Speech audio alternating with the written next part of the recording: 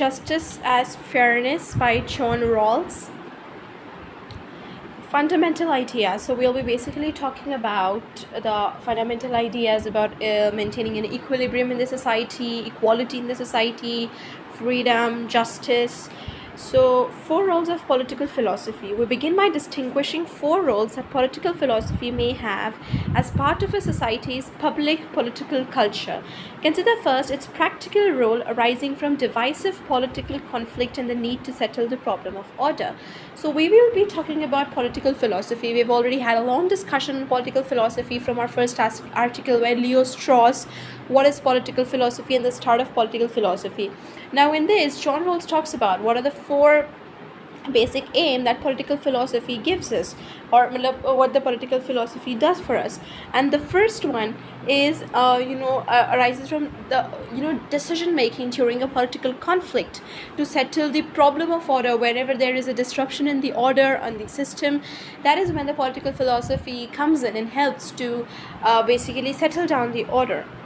There are long periods in history of any society during which certain basic questions lead to deep and sharp conflict, and it seems difficult, if not impossible, to find any reasoned common ground for political agreement. So there are so many times when we see a lot of conflict going on in the society, and sometimes even it is very difficult to find a common ground, to find a ground wherein everybody can settle on.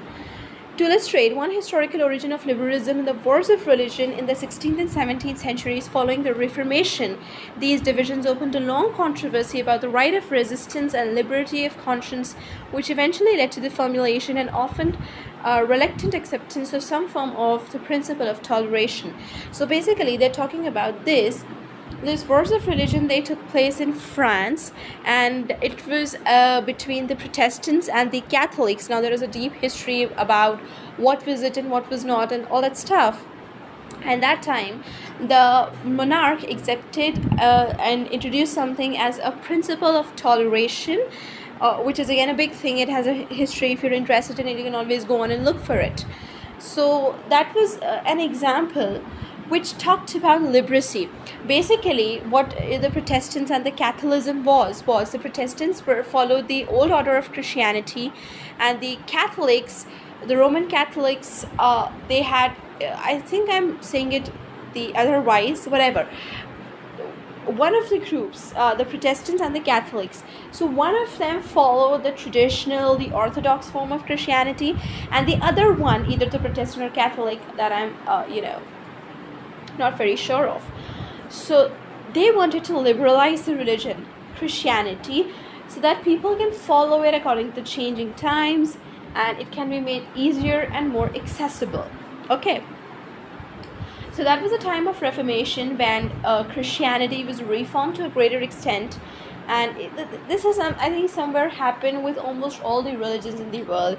Even if you look into Hinduism, the Bhakti movement, that was a kind of reformation, a period of reformation for the, reformation for the Hindu religion, wherein the religion was made easier and more, so that it can be more accessible to the common people. Okay, so the views in Locke's letter on toleration and Montesquieu's The Spirit of Laws have a long prehistory. Hobbes' The Leviathan, surely the greatest work of political philosophy in English, is concerned with the problem of order during the turmoil of the English Civil War, and also is Locke's second treatise.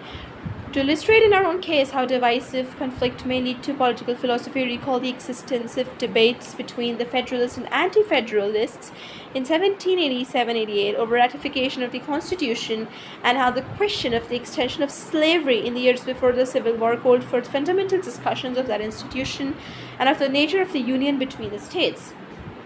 So here first John Rawls gives the example of a French movement, of the religious movement, and then coming back to his own country, he also gives an example about the slavery, which was discussed on a very extensive level in the United States of America. And it was basically whether, it was about the slavery, discussion on slavery, what can be done, whether it is right or wrong, and also about the union of states. How are the different states to be, what kind of power has to be given? Do they have to be given equal power, or is there has to be some entity above all those states. So there were a lot of these discussions and questions throughout history. We see a lot of examples in all of this throughout history in different ages, and all of these require some form of political philosophy for their discussion. We suppose then that one task of political philosophy, its practical role, let's say, is to focus on deeply disputed questions and to see whether, despite appearances, some underlying basis of philosophical and moral agreement can be uncovered. So one task of political philosophy is a very practical one, which we need to use in everyday basis, or which we use in a major decision making process. Today governments all around the world, somewhere or the other, where they have been formed, how they have been formed, they include some level of discussions about the political philosophy, and to see, and not only that, even in disputed areas, we see a lot of disputes coming up even today and throughout history between two groups, like they gave the example of liberalism, whether one should continue with the orthodox in the traditional form of a religion, let's say, or whether they should liberalize it with the changing times to make it easier and more accessible to the people around, to the people of society. So these are some highly disputed questions, highly disputed issues, and somewhere or the other, political philosophy has been a ground to morally uncover them, so that a solution can be found out which is moral and ethical, and it pertains to the majority of the people. Even if such a basis of agreement cannot be found, perhaps the divisions of philosophical and moral opinion at the root of divisive political differences can at least be narrowed, so that social cooperation on a footing of mutual respect among citizens can still be maintained. So maybe if any kind of solution is not found, still a moral thinking towards a moral approach can be accepted for the people. It can be narrowed down, so the social cooperation, the mutual respect between the citizens, these are not totally disrupted. To fix ideas, consider conflict between the claims of liberty and the claims of equality in the tradition of democratic thought. Debates over the last 2 centuries or so make plain that there is no public agreement on how basic institutions are to be arranged so as to be most appropriate to the freedom and equality of democratic citizenship.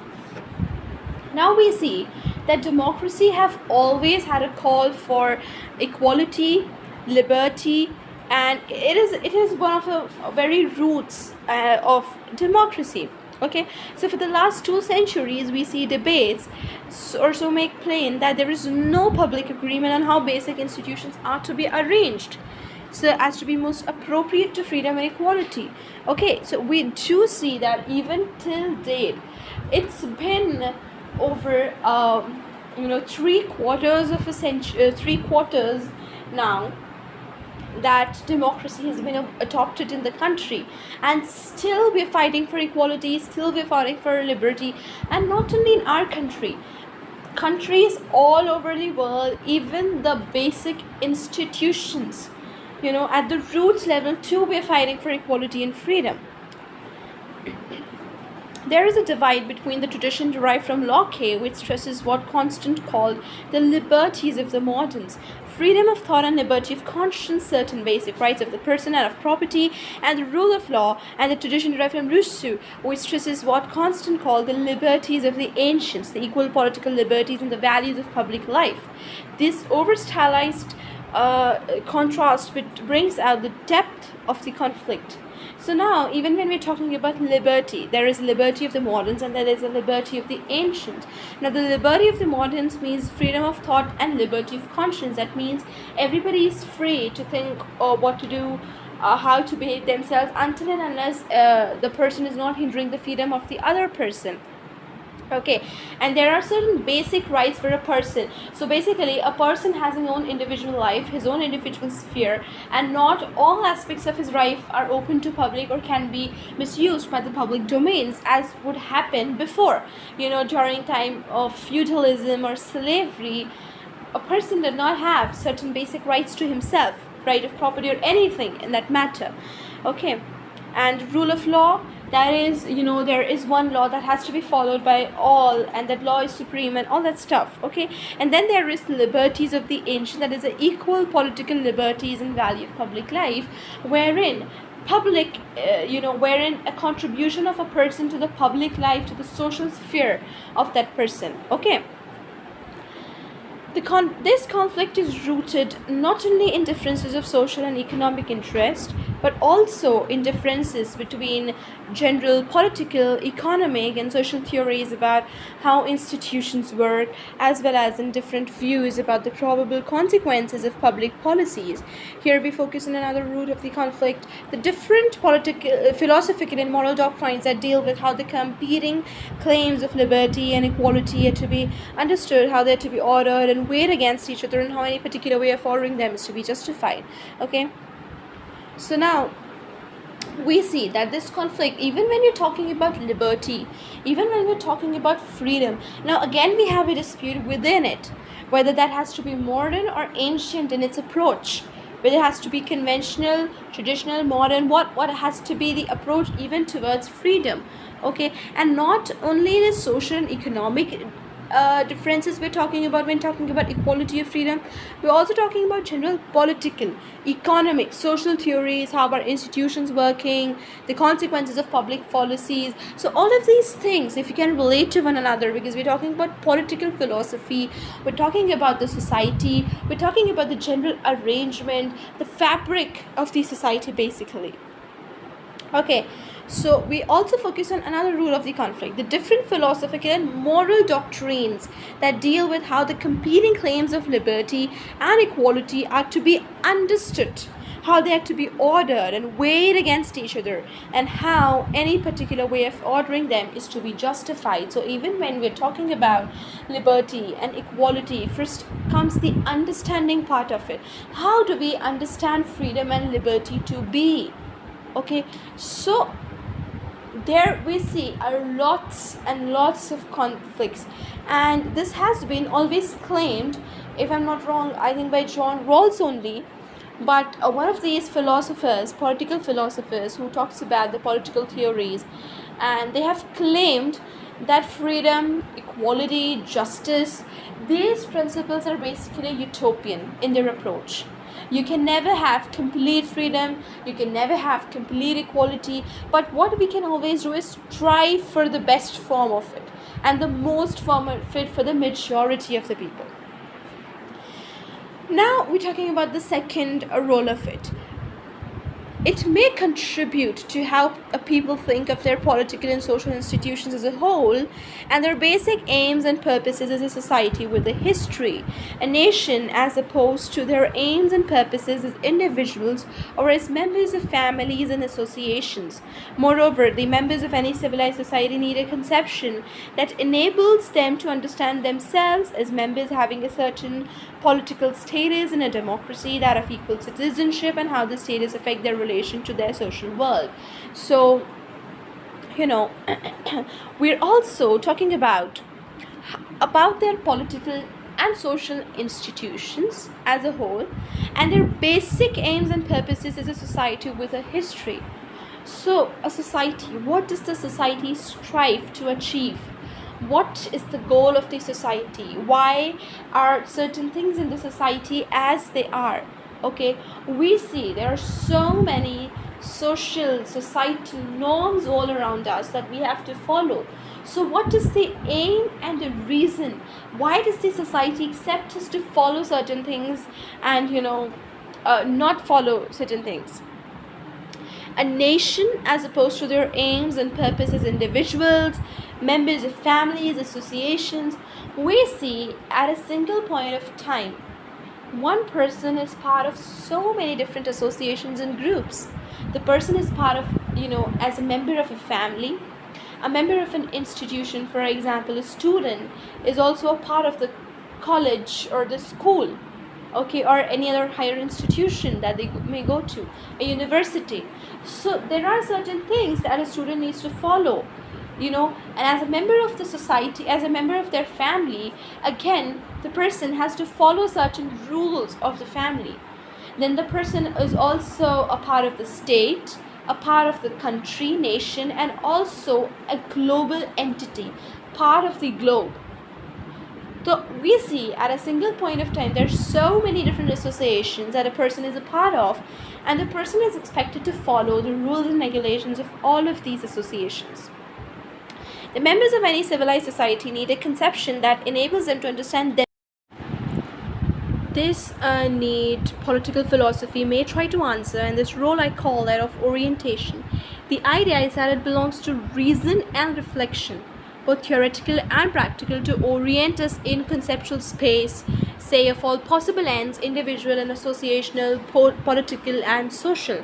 Okay, so political philosophy tries to answer us, tries to guide us in that way.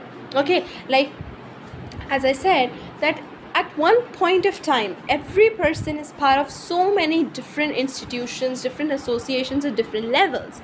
So how what is their duty as the members of those different associations? For example, in your being a member of your family, okay, it may require an unsaid rule for you to touch the feet of your elders every day. Okay, now that as a member of your family you must do it every day. But as if you see yourself as a member of your institution, if your school, your college, that may not be a necessity wherein you touch the feet of your teachers every day. Okay, so political philosophy tries to answer this question, that as member of any society at one particular point of time, what is your role? How do you identify yourself with that association? What is your status, your standing position in that association? Okay, and the idea is that it belongs to reason and reflection, to orient us into that space of that association, into that institution. Okay, political philosophy is work of reason, does this by specifying principles to identify reasonable and rational ends of those various kinds, and by showing how those ends can cohere within a well-articulated conception of a just and reasonable society. So it guides us for a reasonable society, for a rational society, and also the different associations that we are part of. Okay, because ultimately all the institutions that we talk about, they need to work on a very rational basis. They need to have their reasonable ends with them. Such a conception may offer a unified framework within which proposed answers to divisive questions can be made consistent, and the insights gained from different kinds of cases can be brought to bear on one another and extended to other cases. A third role stressed by Hegel in his philosophy of right is that of reconciliation. Political philosophy may try to calm our frustration and rage against our society and its history by showing us the way in which its institution, when properly understood from a philosophical point of view, are rational and developed over time as it did to attain their present rational form. Okay, now what does political philosophy do is the work of reconciliation. Today, let's see, as a woman, if you stand, okay, if you're listening to this, maybe like you're a girl today, okay, you're a woman. When you look back to the history of our country, let's say during the times of partition, we see how women have been mistreated, how they have been raped, how they have been abducted from their family, they have been taken to, without their consent, they have been married off to, let's say at the age of 12, 10, we're talking about partition so many different times, okay? So as a woman today, what political philosophy does is, it gives you an idea, it gives you kind of a hope. Today when we see the status of the women in the country, we are given the hope that, okay, yes, women at one point of time were not treated well, they were misbehaved with, they did not have their rights, but today in its present form, it is much better than that from the past.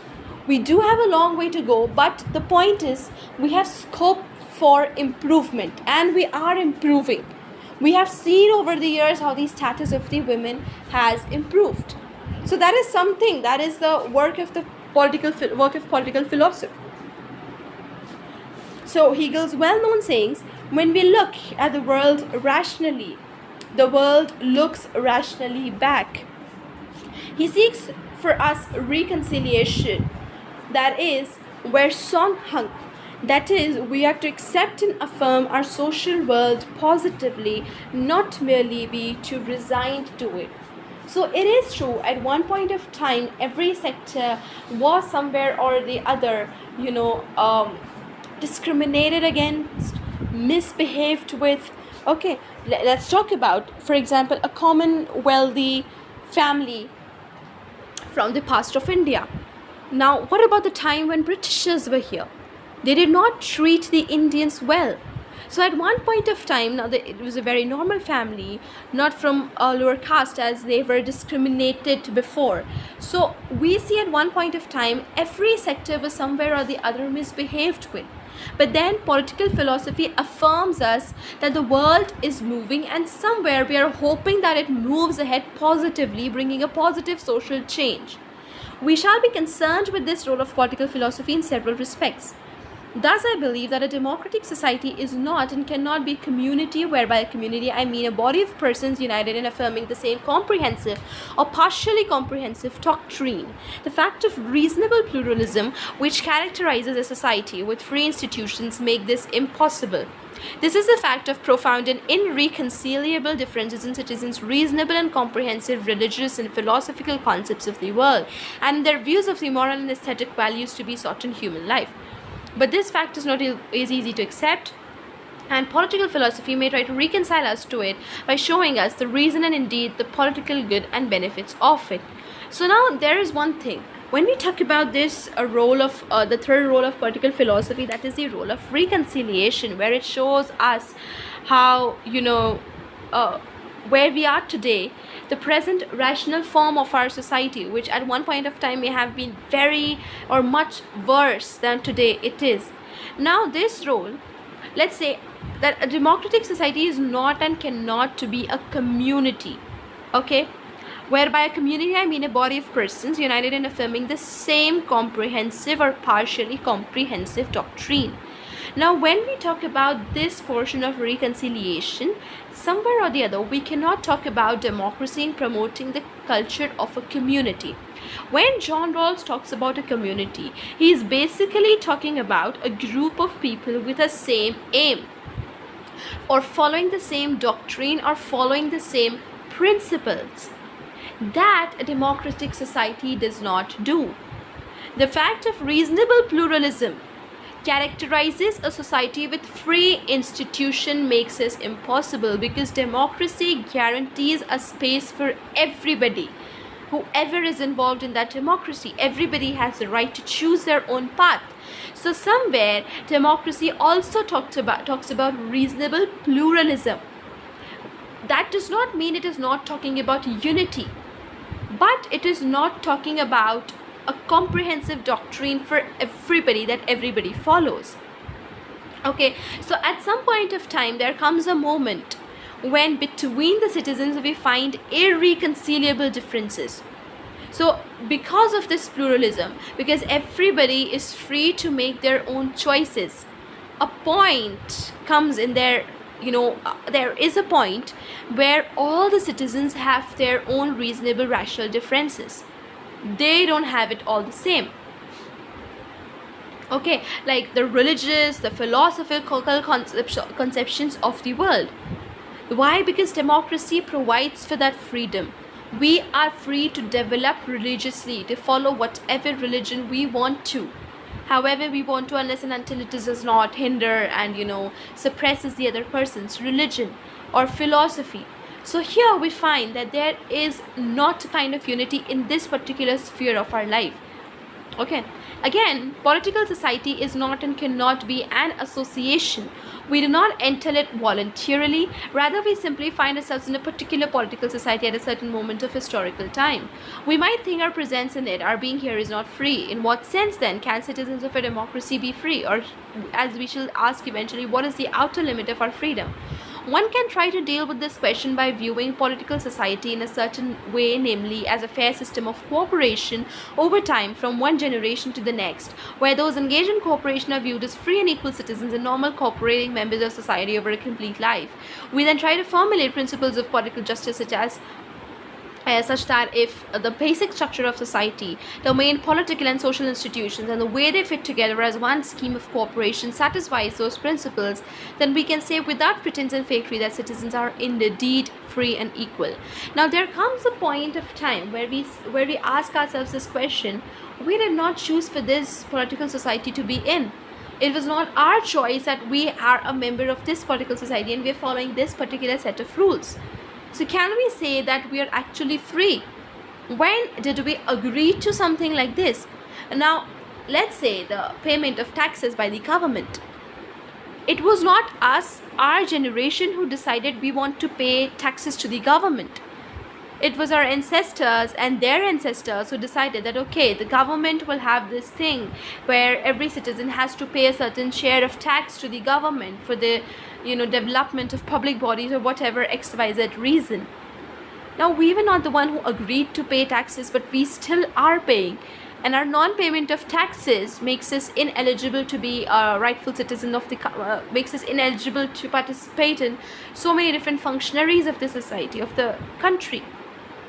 Okay, so we say that we try to deal with this question by viewing political society namely as a fair system of cooperation over time from one generation to the next. So when we talk about this thing, that are we really free? It was not our choice, it was not our decision that we want to do this certain thing, but we have just been imposed, that was just imposed on us. So we try to deal with this by thinking that in a democracy is a fair system of cooperation, and that cooperation passes from one generation to another, because we are not a single entity living in the society or in the nation. The whole population is living together. The whole population wants to enjoy the same basic things that you would like to enjoy.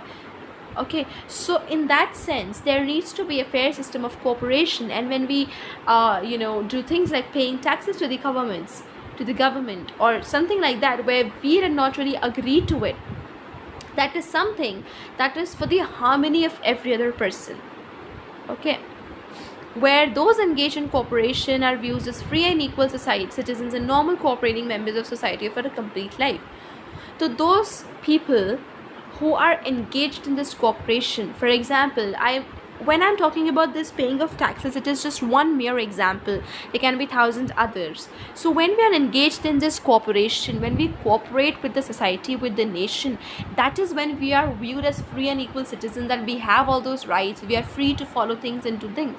So we then try to formulate principles of justice, such as that if the basic structure of society, the main political and social institutions, and the way we fit together as one scheme of cooperation satisfies those principles, we can say without pretense, because after that we have agreed ourselves, we are engaged into a fair system of cooperation.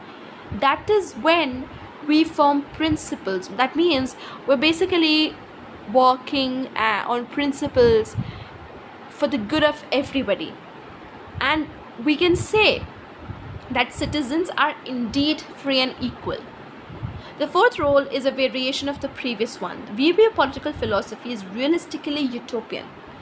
That is, as probing the limits of practical political philosophy. Now, this is something again that I talked about. Like when we talk about the ideals of freedom, justice, equality, etc., etc., we say that these are utopian things. We cannot really achieve the perfect of it. We can only try and move towards its perfection. So when we talk about, practical political philosophy, we say that we view it to be realistically utopian. That is, in real life it is not possible to achieve 100% freedom for everybody. Our hope for the future of our society rests on the belief that the social world allows us a decent political order, so that a reasonably just, though not perfect, democratic regime is possible.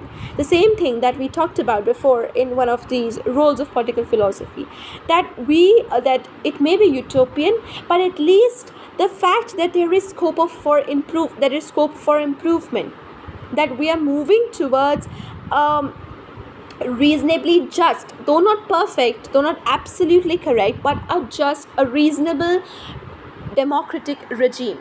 So we ask, what would a just democratic society be like under reasonably favorable but still possible historical conditions, conditions allowed by the laws and tendencies of the social world? What ideals and principles would such a society try to realize given the circumstances of justice in a democratic culture as we know them? These circumstances include the fact of reasonable pluralism. So we may ask these questions, that what would even a just society, a just democratic society look like, wherein that society still has some components of the history, some components from the past, because it cannot be 100% achieved. It is utopian. So these circumstances include the fact of reasonable pluralism. This condition is permanent as it persists indefinitely under free democratic institutions. The fact of reasonable pluralism limits what is practicably possible under the conditions of our social world, as opposed to conditions in other historical ages, when people are often said to have been united in affirming one comprehensive conception. So the fact of reasonable pluralism limits what is practicably possible under the conditions of our certain world. When we talk about reasonable pluralism, we are basically validating that, okay, practicably political philosophy cannot be achieved in its perfect form, in its absolute form. There always be some or the other shortcomings in it. Okay. Eventually, we want to ask whether the fact of reasonable pluralism is a historical fate we should lament. To show that it is not, or that it has its very considerable benefits, would be to reconcile us in part of our condition. Of course, there is a question about how the limits of the practical are discerned and what the conditions of our social world in fact are. The problem here is that the limits of the possible are not given by the actual, for we can to a greater or lesser extent change political and social institutions and much else. However, I shall not pursue this deep question here. So again, he is talking about that the limits, the laws, the rules that govern us have not been set by the actual, by the absolute. They have been made by humans and they can be changed. They are altered, in fact, according to the institutions, according to the changing scenarios. Now, society is a fair system of cooperation. One practical aim of justice as fairness is to provide an acceptable philosophical and moral basis for democratic institutions, and thus to address the question of how the claims of liberty and equality are to be understood. To this end, we look to the public political culture of a democratic society and to the traditions of interpretation of its constitution and basic laws for certain familiar ideas that can be worked up into a conception of political justice. So when we talk about the understanding of concepts such as liberty and inequality, now, liberty, equality, freedom, justice, these are the same things that mean, the same principles anywhere around the world we go. But still their interpretation is different in every part of the world, and the reason for that is the traditions that have been followed till now. Because when we talk about these principles, we interpret them not on a global or universal basis, but we interpret them according to one's own constitution, one's own basic laws, one's own tradition.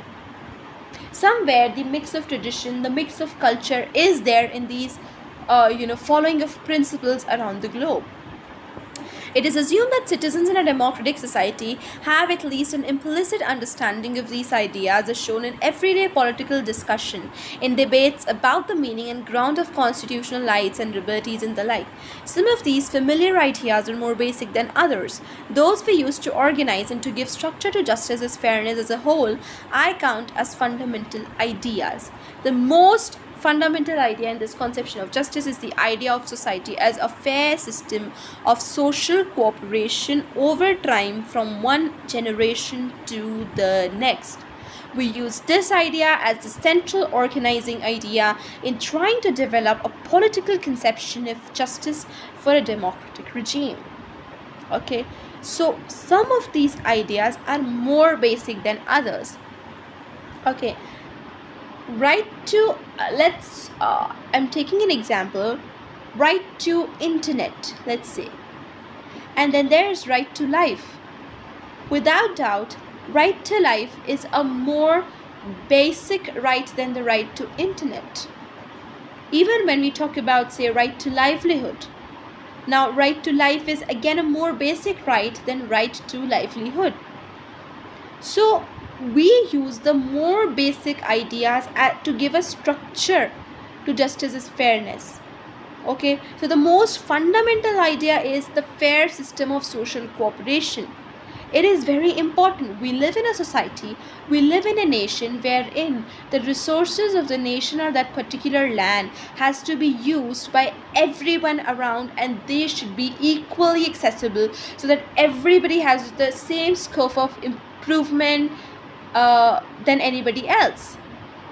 Okay, so for Rawls, the most fundamental idea will be a fair system of social cooperation, which is passed from one generation to another. Everybody has access to equal resources. Everybody has the same rights. The basic ideals like justice, freedom, liberty, equality is approachable to every single person in the same limit.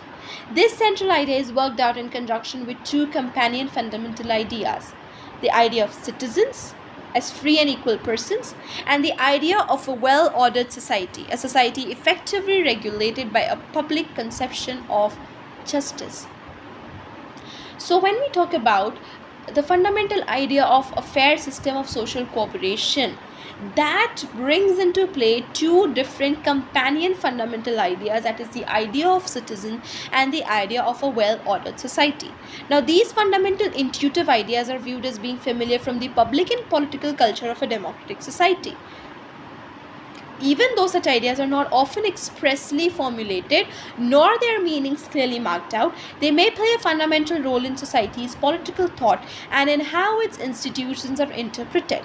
For example, by courts, and in historical or other texts regarded as being of enduring significance, that a democratic society is often viewed as a system of social cooperation is suggested by the fact that from a political point of view, and in the context of the public discussion of basic questions of political right, its citizens do not regard their social order as a fixed natural order or as an institutional structure justified by religious doctrines or hierarchical principles expressing aristocratic values. Okay, so such ideas are not often expressively formulated. Their meanings are not clearly marked out. We talk about a well-ordered society, we talk about the idea of a citizen, but still these are vague and abstract ideas. We cannot form an absolute concrete wall around as to what is a citizen or what a well-ordered society will mean. But they may play a fundamental role in society's political thought and how its institutions are interpreted, because these ideas, they form the fundamental idea of the basic structure of society and also the basic structure of those institutions, how those institutions work, how those institutions are interpreted. Okay, like talking about courts. So how a court has to be arranged, who will be the judge of that court, who will fight in that court, who is allowed in that. All of these somewhere spring from the fundamental ideas that a nation is constructed on. So a democratic society is viewed as a system of social cooperation is suggested by the fact that from a political point of view, in the context of public discussion of basic questions of political right, its citizens do not regard their social order as a fixed natural order. Okay, why we say it is a system of social cooperation is because we do not view the social order as a fixed natural order, something that is justified by religious doctrines, hierarchical principles, or expressing aristocratic values. Nor do they think a political party may properly, as a matter of its declared program, work to deny any recognized class or group its basic rights and liberties. The central organizing idea of social cooperation has at least three essential features. First is, it is distinct from merely socially coordinated activity coordinated by orders issued by an absolute central authority. Rather, it is guided by publicly recognized rules and procedures which those cooperating accept as appropriate to regulate their conduct. Now, when we talk about social cooperation, it does not mean that there is one central authority who orders or makes some kind of rules and regulations, and all the persons of the society are following that rules and regulations. It is just merely an activity that is everybody is coordinating to. No, social cooperation means that the majority of people have come together to find some and recognize some rules and procedures and which they accept as regulating their conduct, and they have been publicly accepted by the majority of people. The idea of cooperation includes the idea of fair terms of cooperation. Okay, so these are terms each participant may reasonably accept and sometimes should accept, provided that everyone else likewise accepts them. Now, there are different terms, there are different rules and regulations and procedures, and these are to be accepted, but moreover, they should be accepted by everybody. Why? Because we should see around us that when the other person, the majority of the people are accepting it, and it is for the good of the majority, for the good of the people, we should accept it. It should be a call on our humanity to accept it. Fair terms of cooperation specify an idea of reciprocity or mutuality. When we talk about fair terms of cooperation, it does not just mean that some rules and procedures have been founded by a group of or the majority of people and we are simply following it. It should be in our thinking of mutual respect. We should follow them by thinking of a mutual respect or a mutual duty that we owe to the other person or citizen. All who do their part as the recognized rules require are to benefit as specified by a publicly agreed upon standard. Third is the idea of cooperation includes the idea of each participant's rational advantage. So one of the other central principles of social cooperation is that when we are talking about these, it is talking about the good of every participant, rational advantage of every participant. The idea of rational advantage specifies that it is what those engaged in cooperation are seeking to advance from the standpoint of their own good. Throughout, I shall make a distinction between the reasonable and the rational as I shall refer to them. These are basic and complementary ideas entering into the fundamental idea of society as a fair system of social cooperation, as applied to the simplest case, namely to persons engaged in cooperation and situated as equals in relevant respects. Reasonable persons are ready to propose or to acknowledge, when proposed by others, the principles needed to specify what can be seen by all as fair terms of cooperation. Now, let's talk about reasonability and rationality. Okay, these are basic and complementary ideas entering into the fundamental idea of society as a fair system of social cooperation. So, as applied to the simplest case, namely to persons engaged in cooperation and situated as equals in relevant aspects, reasonable persons are ready to propose or to acknowledge, when proposed by others, the principles needed to specify what can be seen by all as fair terms of cooperation. Reasonable persons also understand that they are to honor these principles even at the expense of their own interest as circumstances may require, provided others of their own interest as circumstances may require, provided may be expected to honor them. It is unreasonable not to be ready to propose such principles or not to honor fair terms of cooperation that others may reasonably be expected to accept. It is worse that unreasonable if one merely seems or pretends to propose or honor them but is ready to violate them to one's advantage as the occasion permits. Yet while it is unreasonable, it is not in general not rational.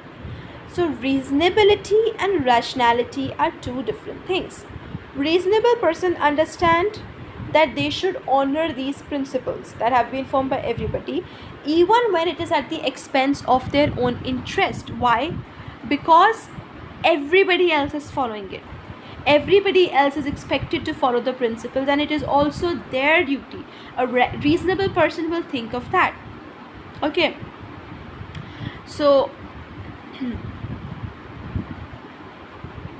it is worse than unreasonable if one really seems or pretends to propose or honor them, but in ready to violate it to one's advantage as the occasion permits.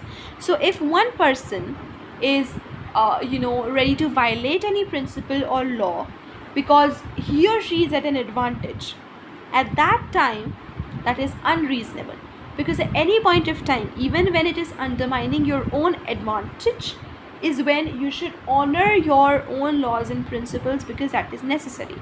Yet while it is unreasonable, it may not be irrational or not rational. It may be that some have a superior political power or are placed in more fortunate circumstances, and though these conditions are irrelevant, let us assume in distinguishing between the persons in question as equals, it may be rational for those so placed to take advantage of their situation. In everyday life, we imply this distinction, as when we say of certain people that give their superior bargaining position, their proposal is perfectly rational but unreasonable all the same. Common sense views the reasonable, but are not in general the rational, as a moral idea involving moral sensibility. Now, reasonability talks about that even though you are at a position of advantage for yourself, still you should not undermine the other person's advantage. You are expected to honor all those principles and follow a fair system of cooperation. But it is irrational, because rationality provides you that at every point of time there will be some people who are at a higher base than you, who are at a more advantaged position than you. So in that case, in that more advantaged position, if you are allowed something, you can always enjoy that benefit because you are at that advantaged position. It is unreasonable, but it is rational. The role of common sense views are reasonable but not in general the rational, as a moral idea involving moral sensibility. So according to the majority, reasonability is morally correct, not rationality, because rationality somewhere or the other sees your own advantage, that it's not that you are doing it without a fair play, that you are by deceit trying to take over others' position. But rationality means that if suppose naturally or in some way or the other you have been given that higher advantage, that higher social position, that you are to have some reserved benefits for yourselves and not everybody, you can always enjoy it, you can always take it because you are at that position. Reasonably it is not correct, rationally it is correct. So that is why reasonability is more morally correct than rationality, because rationality is somewhere individualistic in its approach. The role of the principles of justice is to specify the fair terms of social cooperation. These principles specify the basic rights and duties to be assigned by the main political and social institutions, and they regulate the division of benefits arising from social cooperation and allot the burdens necessary to sustain it. Okay.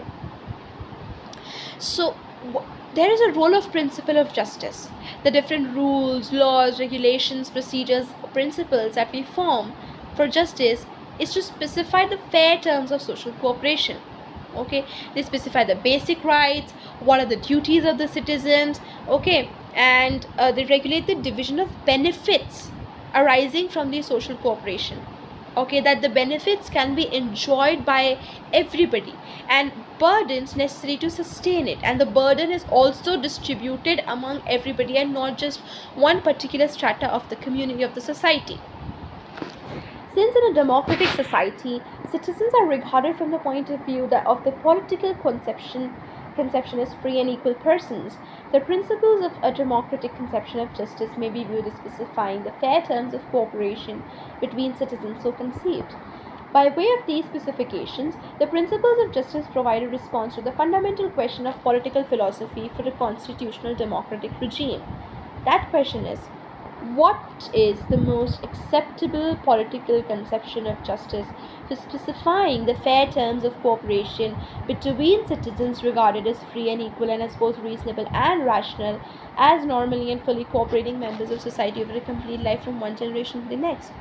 This question is fundamental because it has been the focus of the liberal critique of monarchy and aristocracy and of socialist critique of liberal constitutional democracy.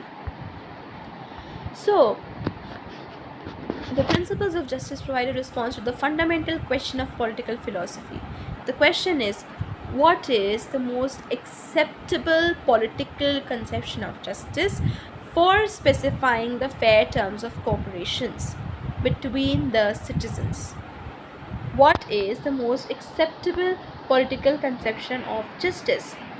So, this question is fundamental because for a long period of time of the liberal critique of monarchy, aristocracy, it has been a focus Okay, it is also the focus of the present conflict between liberalism and conservative views over the claims of private property and the legitimacy of social policies associated with the so called welfare state. So, what is the most acceptable conception of political justice, of the principles of justice? That is something, a political conception of justice, when we talk about fair terms of cooperations between citizens and who are regarded as free, equal, etc., etc. So this question is very fundamental, because like when we also talk about liberalism, when we talk about the claim of private property, that there is one property that is totally reserved for the private person. For example, today in our country we follow a mixed system of socialism, capitalism, communism, somewhere or the other. We have our private property, but that property is also for the use of the government if they see it fit for the greater good. If they see that more number of citizens or for the benefit of larger number of people, something is good, they can always take over your property, and of course, for that they will compensate you for it. But that means that you're not the sole owner of your property, that at any point of time, if the government may think so, it can take over your property. It will compensate you for it in some way or the other, but again, it can take over your property. So here lies a very fundamental this question, that what is the accepted conception of justice?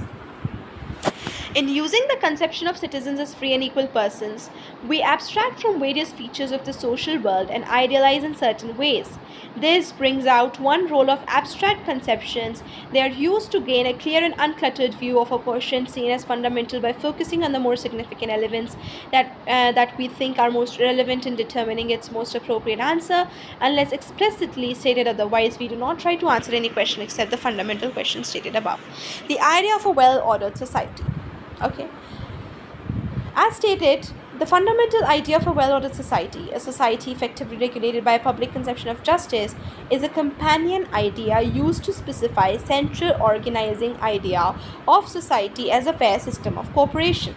Now, to say that a political society is well-ordered convey three things. When we talk about a well-ordered society, what it is that we have in mind? First, and implied by the idea of public conception of justice, it is a society in which everyone accepts and knows that everyone else accepts the very same political conception of justice. Firstly, in a well-ordered society, everybody accepts the same political conception of justice and knows it. This knowledge is mutually recognized. That means it is not just a simple imposition upon you, but it is also that every citizen feels and actually honors it, respects it, for the sake of the other citizen, for the sake of the other person, that they also have the same rights as I do. It is people know everything, they will know if their acceptance of those principles are a matter of public agreement. Second, and implied by the idea of effective regulation by a public conception of justice, society's basic structure, that is, its main political and social institutions and the way they hang together as one system of cooperation, is publicly known, with good reason believed to satisfy those principles of justice. So, implied by the idea of effective regulation by a public conception of justice, society's basic structure is publicly known to satisfy the principles of justice. So the basic structure of the society is to be in such a way that it fulfills the principle of justice. Everybody is treated just and equally. Third is also implied by the idea of effective regulation. Citizens have a normally effective sense of justice, that one enables them to understand and apply the publicly recognized principles of justice, and for the most part to act accordingly as their position in society with its duties and obligations requires. In a well-ordered society, then, the public conception of justice provides a mutually recognized point of view from which citizens can adjudicate their claims of political right on their political institutions or against one another. It is plainly a very considerable idealization. One reason we form this idea is that an important question about a conception of justice for a democratic society is whether and how well it can serve as the publicly recognized and mutually acknowledged conception of justice when society is viewed as a system of cooperation between free and equal citizens from one generation to the next. Okay, so it is plainly a very considerable idealization when we are talking about a well-ordered society. Of course, it is an idealization of it. In reality, it is somewhere or the other a utopian version.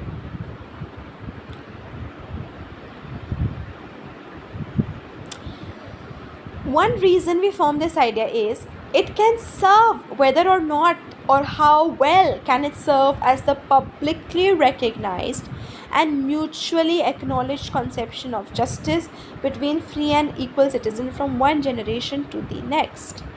A political conception of justice that could not fulfill this public role must be, it seems, in some way seriously defective. So a political conception, if cannot have a publicly recognized and a mutually acknowledged, if this political conception is not publicly recognized, that means if it is not agreed on by the majority and if it is not mutually acknowledged, then it is defective.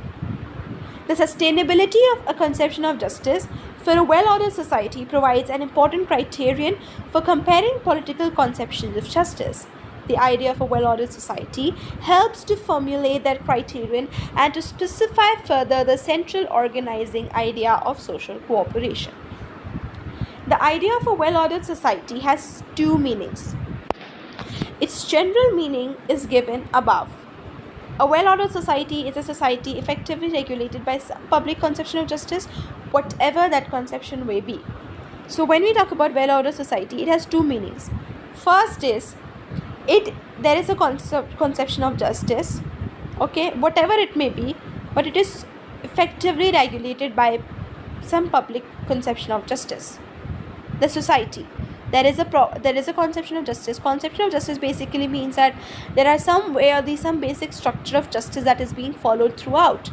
So there is that one basic structure of justice, and that is what guides the running of the society, and it is regulated by it. The idea has a particular meaning when we refer to the well-ordered society of a particular conception of justice, as when we say that all members of society accept and know that all the others accept the same political conception of justice, for example, a particular natural rights doctrine or a form of utilitarianism, or justice is fairness. Note that given the fact of reasonable pluralism, a well-ordered society in which all its members accept the same comprehensive doctrine is impossible. When we talk about a well-ordered society, there cannot be one single doctrine that is accepted by every single person. Whenever we talk about these things, even if we're talking about a single law, we always talk about acceptance by the majority and not by every single person of that society. Political liberalism holds that this provides a sufficient as well as the most reasonable basis of social unity available to us as citizens of a democratic society. Okay, so we're talking about different comprehensive doctrines may agree on political conceptions of justice. So there are different doctrines throughout, different principles throughout, but one thing that all of them may agree on is one simple political conception of justice.